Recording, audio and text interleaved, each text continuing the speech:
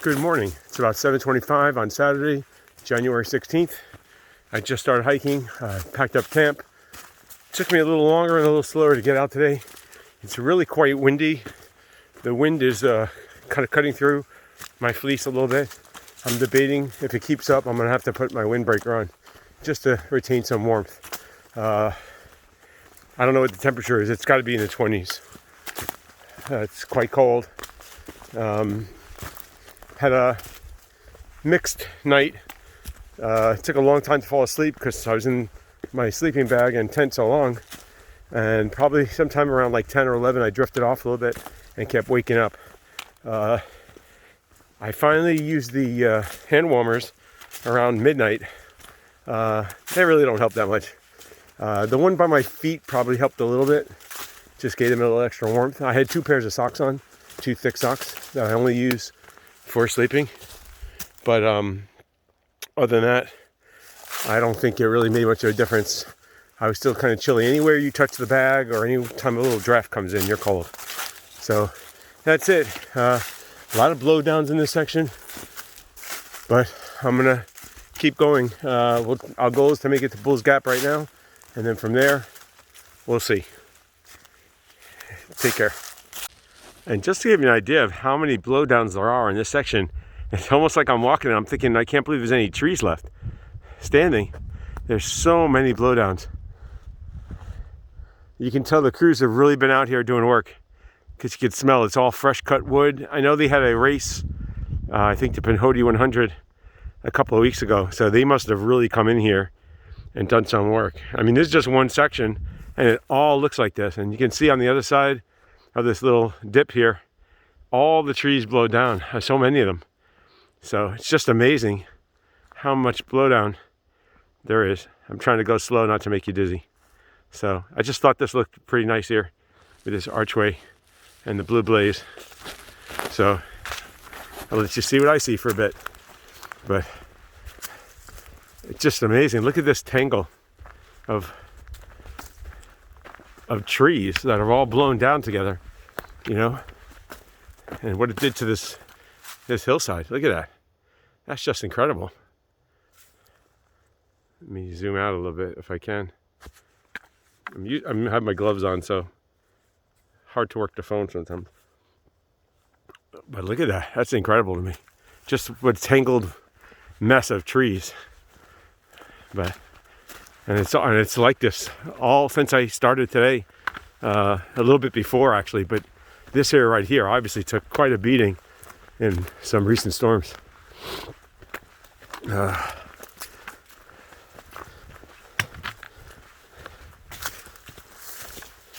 But as long as I keep seeing blue blazes, I know I'm on the trail. Check in again later. It's 8:30. I've gone about 2.5 miles. Decided I should eat my breakfast now. I earned it. I'm at the top of the mountain. Took a little over an hour to do those 2.5 miles. Probably about an hour and like 20 minutes or 15 minutes since I actually started. And I got I'm on the mountain here and I got views on both sides. They're kind of blocked obviously by the trees, but at least the sun is shining. The wind is definitely moving up here. You can hear it. It sounds like you're at the ocean sometimes and it blows through the trees. But I'm gonna keep going. I'm gonna finish my breakfast and keep on hiking. The good thing is that I know that from here, it's either you stay the same altitude or you go down for at least a little bit. So at least there's that, right? Knee is doing pretty good today. No problem so far. My ankle is pretty much the same as it was yesterday. It's sore. And I had the start of a blister on my foot, my left foot. Same, everything seems to be the left leg. And actually, that blister I think is caused, or was caused by the KT tape, which rolled up a little bit and was rubbing as I was walking. It's on my heel. Place I usually don't get a blister, but the last 2 times I've gone hiking, or walking, that's been a problem area. So I put extra KT tape over it today, and I'm hoping that that will keep it from getting worse. And that blister wasn't fully formed. It was just, wasn't really full of pus yet. So you could just tell it was a red spot and it was raised. There's probably a little bit of fluid in there.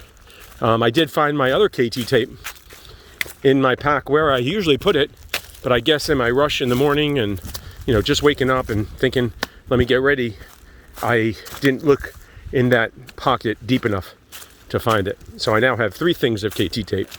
I'm using the pre-cut ones because I want to get rid of them, and they're thin, which is good, but I don't think they're as durable.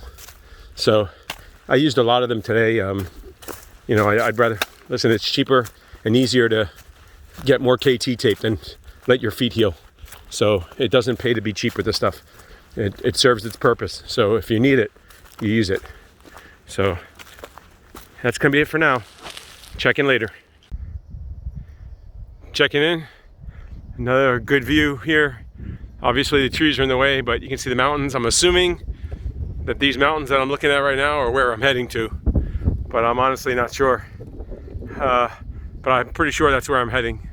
It's probably like Cheeha State Park or something. It's 9:30. I've done just under 5 miles. Check back in again later. I'm here in an overlook. I've done 8.5 miles today. It's 10 minutes after 11. I'm on mile 39 of the Pinhoti Trail. Definitely much colder up here. You can really feel the temperature drop. The wind is pretty intense up here. You can feel it with the cold. It goes right through you. I don't want to stop too long. I see a fire up in the distance on the next mountain and valley, and I don't know if that's on my path or not. So I'm gonna have to probably look into that. I'll turn around a little bit just so you can see. Here's where the trail continues along the top of this mountain, and then here's some views on the other side. So nice. Definitely an intense climb. You earn this, there's no doubt about it. I also grabbed water a little bit below. I drank about 1 liter of water, and I'm gonna probably have to camp dry tonight. So I'm gonna try and make that water last. If I see more water along the trail, I'm gonna grab it, I'll drink up, and then I'll take it with me. I'm thinking of only doing another 5 miles or so and finding a place to camp. I'm gonna keep moving. It's too cold to really stay here and stop. So if you get cold real fast, I don't want to take my windbreaker out. I'm trying to avoid it because I got to take my pack off, not only to get it, but to put it on. So, but that's it. Other than that, all is well. My ankle is still hurting. I've actually twisted it a couple of times on the trail here, but still holding up. I'm resisting temptation to take the easy way out. I'll check in again later. Coming into Bull's Gap now. Finally saw some people. I've done about 10.2 miles. I gotta admit, I am hurting. I did think about tapping out once or twice on the way down here, going down some of those taller descents. But I'm gonna try and do, I think I'm gonna do 2 more hours of walking. I'm assuming I'm gonna have to camp dry tonight. I have full water right now. And then what I think I'm gonna do is camp overnight, start out, aim to make a water stop or a water resupply tomorrow, and then continue on. But if I'm gonna tap out, it'll be after a night of thinking about it. Well, I made it to the top of the next little mountain, located by a cell tower, which I believe is mile 34. So I'll have to, but there you can see the cell tower right behind me. I'll look that up in a little bit. So, but doing well, still going, and our goal is Heflin. Obviously not today. It looks like someone's been up here with some horses or so, because I noticed some, I could see some tracks, and obviously some of the dung from the horses on the trail. So, but other than that, I appreciate the switchbacks up the mountain. I appreciated them. Well, I just crossed Bull Gap and I started going up the trail, and look what I see here. Thank you, POC, Nathan and Kim. Appreciate it. I'm gonna try and drink up a little bit and fill up my water bottles, and then I'll continue on. I'm gonna take a brief break, maybe I'll have a snack. I'm probably gonna do about 2 more hours of hiking, and I'm gonna stop for the night. That'll be enough. That'll be probably about 14 miles or so. We'll see. Good afternoon. It's about 3:30. I did about 15 miles, 14 point something on the trail. I started at that fire service road 675, which is, I think, 30.8, and I stopped at 45.5. I also walked up and down a side trail to get water today, so I made 15 miles total. I decided to stop. My leg's starting to hurt a lot. The knee and the ankle were really hurting, so I figured I did my 15 miles. Originally I was going to go to a closer location, but it was still kind of early, and I do what I usually do is I basically say, okay, I'll walk, and then I had picked a time of 2 o'clock, and then I said, you know, I really would like to go to 3, and then I kind of compromised to 2:30. So somewhere around 2:15 or so, I started looking for a flat spot. I really didn't find it. I'm on a slope, but I didn't want to keep going, and I didn't want to stop where I was because I'm on top of mountain areas, and it's very windy. It's kind of breezy where I'm at right now, but it's a lower altitude, so I'm hoping that'll help a little bit. It's not as breezy as it was, you know, back a mile or so at the top of the mountain. Additionally, the temperatures tonight are going to be back in the high 20s. I'm looking at 26 or so, 27 is what it's reporting at the closest site.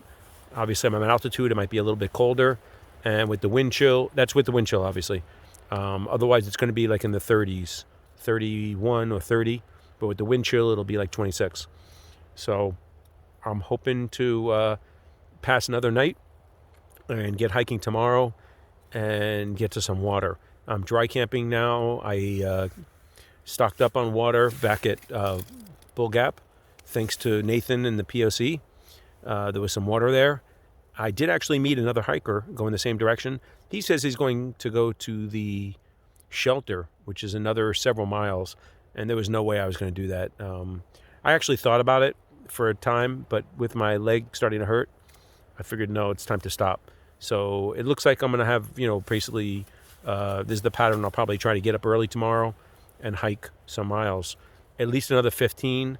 I might even try for 18, depending on where I go with campsites and stuff like that. There should be some water available, but you know, that water won't be a problem after this stretch. It's about 14 miles with no water, and I've probably done, you know, probably 4 or 5 of those miles. So tomorrow, 10 miles is very doable for me with the water I have. I have two bottles right now. It's 1.4. I should have probably filled up another one. I do have an empty bottle that I'm holding on to.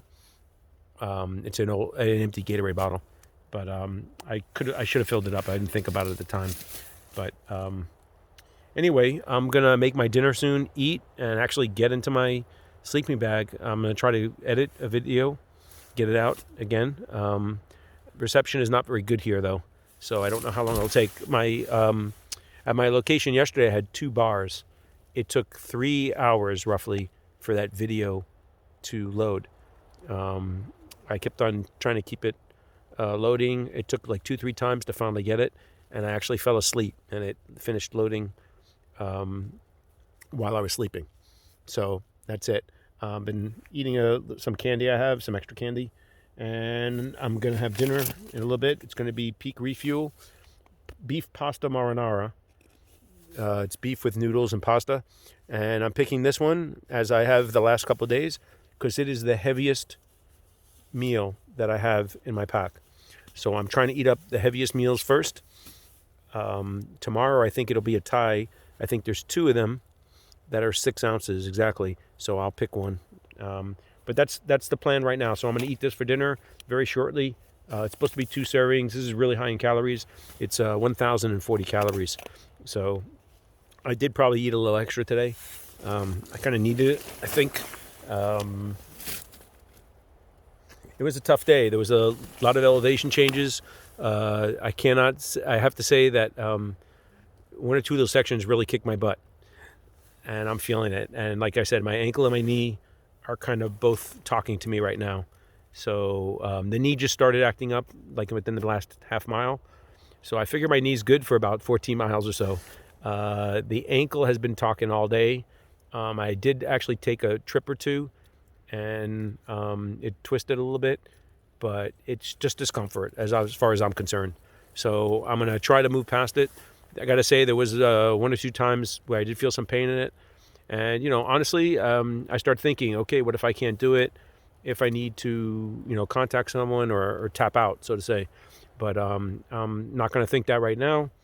And I'm going to make my food. And I promised myself kind of when I was hiking, I said, you know what? Let's make it to camp. Once you got food in you, you're in your sleeping bag and you're warm, things look better. So that's what I'm doing. The only reason why I'm thinking of getting off at all, if anything, would be my ankle on my knee. The ankle, I'm hoping with rest tomorrow, I'll be able to do the same thing I did today, go another 14, 15 miles, and keep moving that ball toward Heflin, down the field, so to say. So far, it's been good. I've been able to do that, and I think I should continue to do that as I go on. So that's all I have today. Not much else going on. Pretty much I saw 2 day hikers, man and a woman that were hiking from Bull Gap. At first I was commenting I haven't seen any person at all today. And then when I got to Bull Gap, I saw like 3 or 4 people that were by their cars. One was about to mountain bike. There was a couple that was hiking with a little dog. But I didn't see anyone else. I did meet another hiker, as I mentioned, but he says he's going to the shelter, which is just too far for me. I wasn't going to make it. My knee and ankle were not going to allow that to happen. I probably could have pushed and made it. He was moving really slow. He looked like he might have had a hurt ankle or leg also. He was definitely favoring, trying to take care of his left leg, it looked like, when I came up upon him. But I was obviously moving a little faster. So I'm expecting him to pass by sometime, if he's true to his word and going past, But I didn't realize I'm actually right along a road. There's like a Forest Service road here, and I've already had like 3 people driving by stop and ask me if I was okay, which was really nice. I really appreciate that. But I didn't even see the road while I set up here. It's just, I kind of went toward the top just because it's a little more level. And I'm on a slope, but I think it'll be okay. I cleared out a path. I took all the, the acorns and pine cones and twigs, cleared out an area just so I could fit my tent in here. So, you know what? I was just done. I was like, you know what? Once I pick this spot, I'm all in. But it's definitely going to be a cold night tonight. So I'm going to keep all my clothes on, probably. May even sleep with the jacket. No, we'll see how that goes. But it's definitely going to be a cold night. But, that's physical discomfort. I won't die. I'll just be uncomfortable. So I'm going to try and get my dinner going before the sun goes down. I'm on the mountaintop and I'm facing the sun, so I have a little bit more time. But you can already see it's gotten a little darker. There are some clouds. I smelled smoke. When I first came here, there was a fire up ahead. I did text Nathan to let him know, thank him for the water that I found at Bull Gap, and ask him if there were any fires ahead, because I saw smoke all afternoon and it was up ahead of me. However, as I got along this trail, I could see it was the mountains to the west, not the ones that I'm heading to or I'm on. So I think I'll be good with that. Haven't got an answer from him if there's anything to worry about with the fire, but I don't expect it would be, because like I said, it looks like it's the mountains to the west of my course, and I'm heading more to the northeast to Heflin, which is, closer to Georgia than the mountains to the west. So it may be either Chiha or the Talladega Forest. There may be a fire burning there, but it's not near where I am. And right now, I don't think I'm in any danger of either, becoming a problem with the fire for me or for my hike.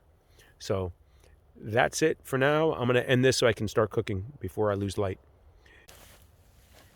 It's about 4 o'clock now. I finished eating my dinner. That Peak Fuel beef pasta marinara was actually pretty good. I would probably buy that again. So note to self. Had a little drink. I'm trying to ration my water since I know the next several miles are dry, but I think I'm in a good position. I'll probably drink a little bit now, go to sleep, and then I'll have probably 700 milliliters or so for the morning hike, which is probably another like 9-10 miles to water. So, and I should be able to do that, I think, without too much difficulty. I'm thinking of trying to do what I've done in other hikes, which is get up early and start hiking, maybe even as the sun's coming up or just before sunrise, so I can start a little earlier. The only problem with that is I really can't go much further. So I'm almost thinking it's better to probably sleep in a little bit, but it's so cold I want to get moving, But the thing is, even then I get to a campsite early and I have to stop because I can't walk too far with my knee and my ankle. So I'm probably going to do what I did today, is get up around 6:30, get out of camp around 7, and hope to hike until, something like 2 o'clock, 3 o'clock. And hopefully I'll have my 14-15 miles in by then, and I can stop. We'll see how we're doing. If the knee holds up, I was looking at 18 miles as a possibility, but we'll see. We'll play it by ear. Obviously, water will be a factor as well. So that's it for today. Thank you for watching. For my family, I love you and I miss you, and I'm looking forward to being home soon. Thank you so much. Until we meet again.